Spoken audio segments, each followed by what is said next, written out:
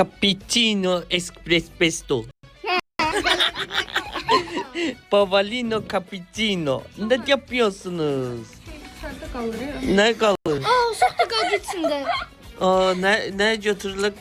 Ballerina cappuccino. Ne oldu? Bizim Rabia çeksen farklı şokolatı. Ay Allah Rabia bas da sana kurban olayım. Evet arkadaşlar. Oh my god. Bayaqdan biz burada Əsnafla bu şokolatı yeyirik. Siz ikiniz geldiniz. 2 saniyenin içinde şokolatı məhv elədiniz. Evet bu ay Allah beni düşündü. Setin adı nedir? Ballerina cappuccino. Sweet box. Sweet box. Atım. Yox, bu mənim də xəyalım olub. Bu da mənim balalarım. Çef edin. Ballerina cappuccino. Hamısı mən, hamısı mən. Çef edin hamısını. Bu dəqiqə şirniyyət puldan ağır basılıyor. Heç kəs Yes. Yo Məryəmim yarattı.